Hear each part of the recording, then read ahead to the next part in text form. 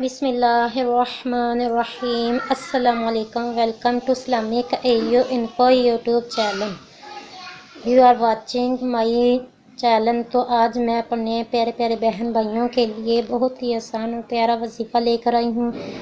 اگر پیشاب میں خون آتا ہو، آپ کے یورل میں خون آتا ہو، تو اس کے لیے آپ نے یہ عمل کرنا ہے، آپ نے یہ وظیفہ کرنا ہے۔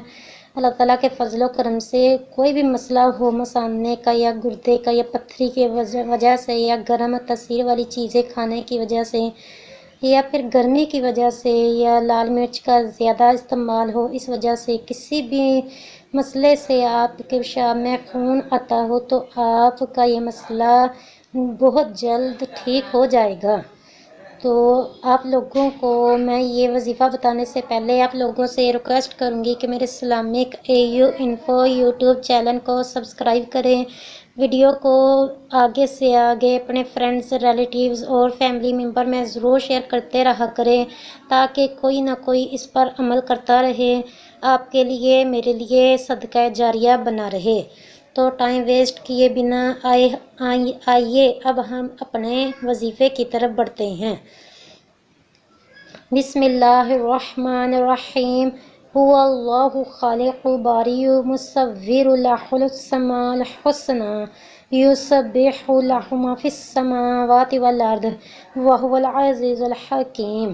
پارہ نمبر 28 کی یہ سورہ حشر کی آیت نمبر 64 ہے۔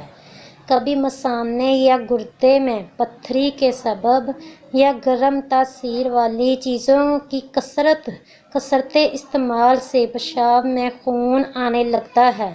نیز لال مرچ کا زیادہ سے زیادہ استعمال بھی پیشاب میں جلن پیدا کرتا ہے۔ پیشنٹ کو چاہیے، جس کو یہ مسئلہ ہو، مریض کو چاہیے کہ گرم تاثیر والی چیزوں اور لال مرچوں سے پرہیز کرے۔ ہر 2 گھنٹے کے بعد اول آخر درود ابراہیم یا کوئی سا بھی درود پاک جو آپ کو ایزی لگتا ہو، وہ درود پاک 3 مرتبہ اور اوپر دی ہوئی آیت مبارکہ 3 مرتبہ پڑھ کر پانی پر دم کر کے پی لیجئے۔ جو والی میں نے آیت مبارکہ آپ کو پڑھ کے سنائی ہے سورہ حشر کی، وہ والی آیت مبارکہ اور اول آخر اس کے درود پاک پڑھ کر پانی پر دم کر کے آپ نے پی لینا ہے۔ اللہ تعالیٰ کے فضل و کرم سے مثانے کے، گردے کے جو بھی مسائل ہوں گے وہ دور ہوں گے، جو بھی پرابلم ہوں گی، اور اللہ تعالیٰ کے فضل و کرم سے آپ کا یہ مسئلہ بالکل درست ہو جائے گا، آپ کا مسئلہ حل ہو جائے گا، آپ کو اس پریشانی سے نجات مل جائے گی۔ تو جب بھی اپنے لیے دعا کرو تو مجھے بھی اپنی دعا میں یاد رکھیے گا۔ ملتے ہیں نیکسٹ ویڈیو میں نئے وظیفے کے ساتھ، تب تک کے لیے میں آپ سے اجازت چاہتی ہوں۔ اپنا بہت زیادہ خیال رکھیے گا۔ اللہ حافظ۔